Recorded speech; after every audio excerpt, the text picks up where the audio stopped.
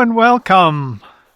I'm George Schlackheg, and this is my unscripted vlog for the month of December 2023.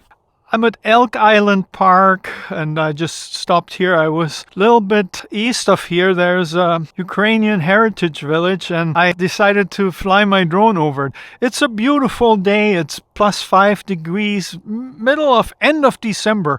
This is almost unheard of in Edmonton, or Alberta for that matter. So let's talk about 2023. I'm going to tell you about my year, and you can leave me in your comment whatever was your biggest challenge this year. How did it go? How are you looking forward? Well, I got to tell you, last year at around this time, I was totally at a loss of how my professional life was going to continue. Of course, I was deep into YouTube, deep into trying to make better and better videos, hopefully upping my monetization to the point that I didn't have to worry so much about everything else. Well, you know, real life is not like that. Real life can be quite different. At the time, I had just gone through the loss of my work truck. I've been self-employed for like 8 or 9 years now. Yeah, it's going on 9 years, guys. Self-employed professional handyman doing all kinds of home repairs. I'm good at it. I've done it for years. And there's always a high demand for that kind of work. So that's the real advantage to this kind of self-employment. You know, you never have a lack of different opportunities to earn your living. And it gives you a good amount of freedom. And with the pickup truck gone, this was very much in question. Was I even going to continue that? Was I even going to be able to do that? Or was I just going to dig really deep, get another pickup truck, just pretend like nothing happened? Well, I didn't do that. Instead, well, it's not really instead neither. Last year, Black Friday or whatever you want to call it, I bought myself a better drone. So I decided I'm going to take it to the next level and try to actually earn money with my drone, which would then allow me to maybe cut down a little bit on the handyman work. That was the idea. And I got to be honest with you here, like for what I had in mind for this year for myself with that drone goal, started a business with my drone. Well, as of right now, I have to say that it's kind of failed.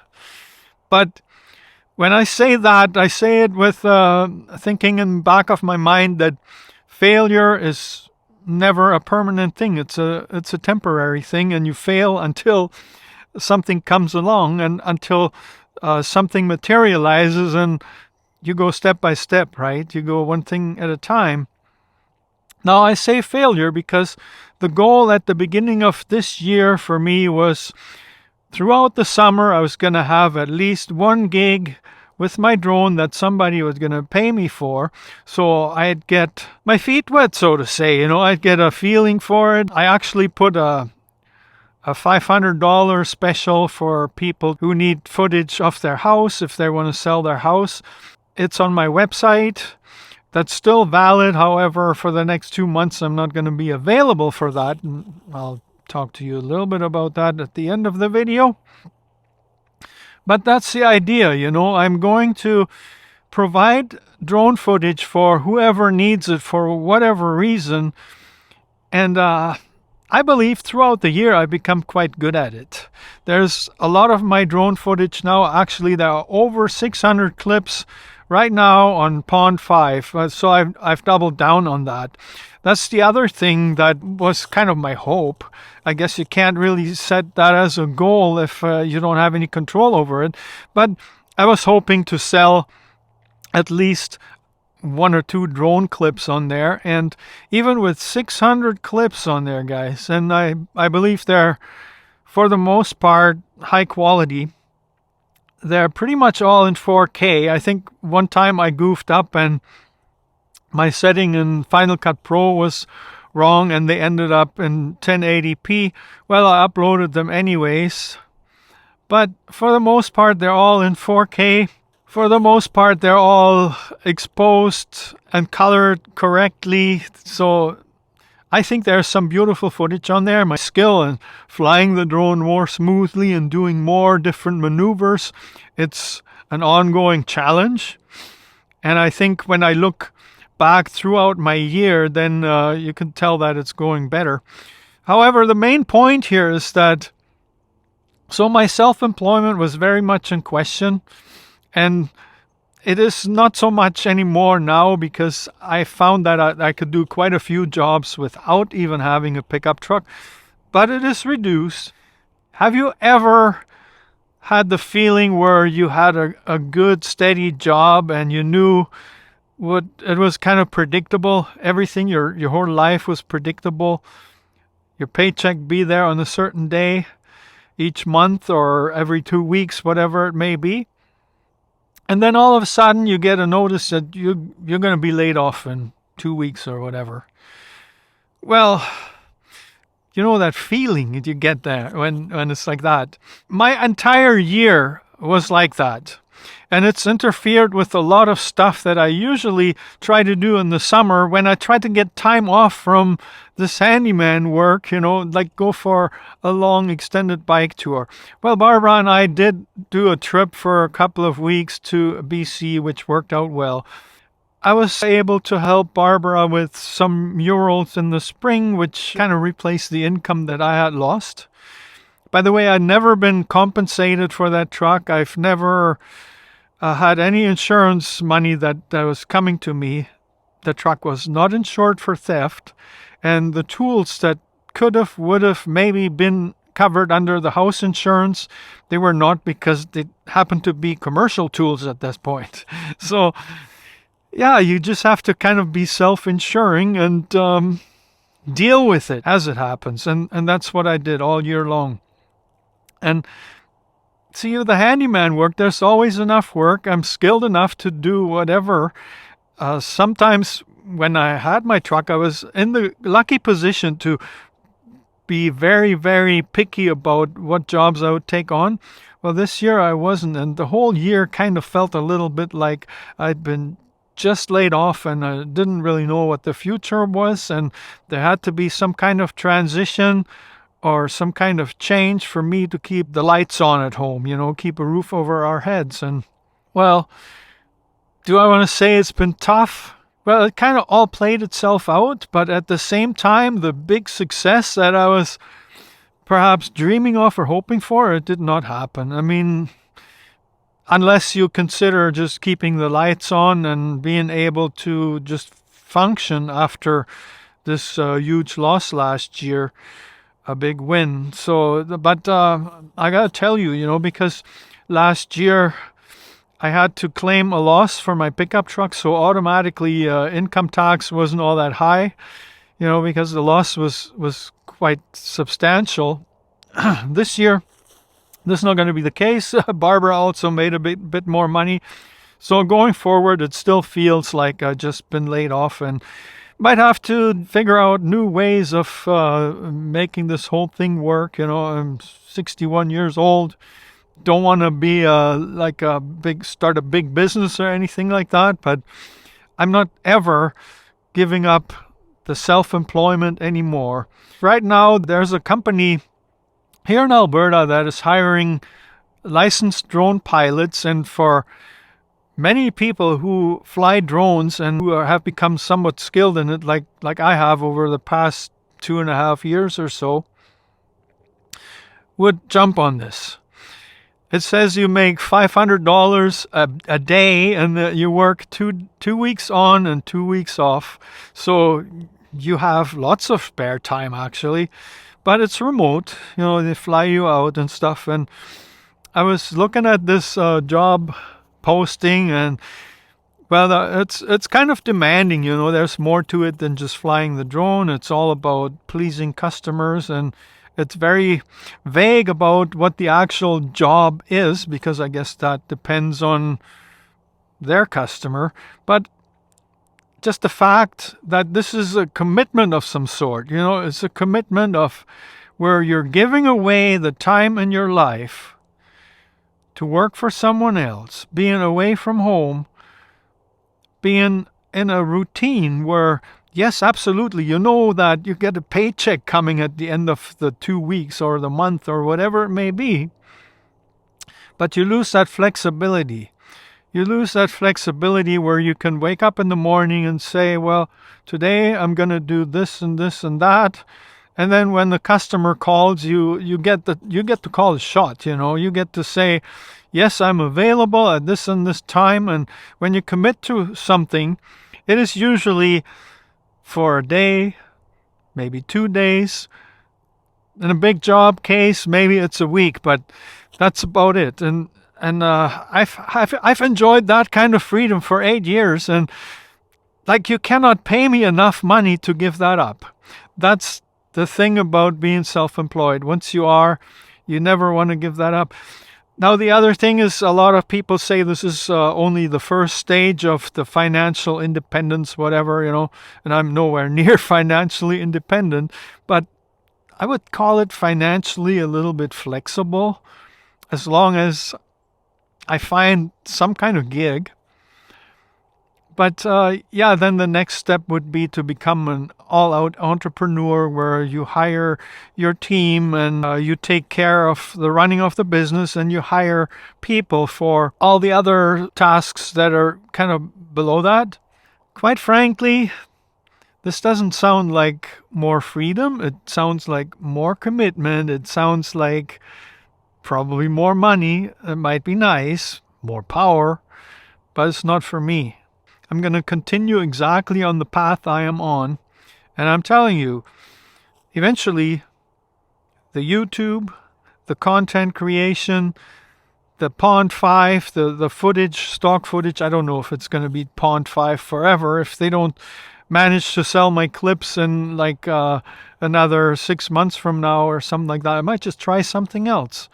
But for now, I have a lot of clips that are on Pond 5, and I want you to check them out. I want you to check out Pond 5 for yourself if you are a content creator.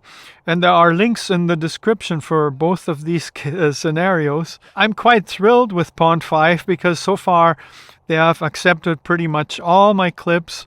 They are easy to deal with when there's something that you don't know, you're not sure about or whatever.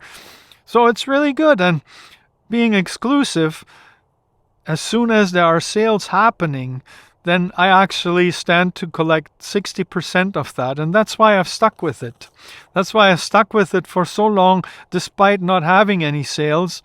Because when I've done my research, I found out that it's pretty much a given that for the first 3 months or so, the chances of you selling anything are not very good. They're pretty slim. So, yeah, I'm not worried about it. I just give it my best shot, and I can even see that the progression from the early videos earlier this year to the later ones that I post now, I mean, there is a difference. There's a difference in quality as the skill improves. And so I've been pretty much in my spare time traveling around with my drone, usually on my bicycle, flying the drone here and there and just trying to get the best shots that I possibly can. And that is something that is challenging, that's become my passion. And yeah, I'm not going to stop. I'm not going to stop doing that. So it's between YouTube, this, and the handyman work. That's my life right now. And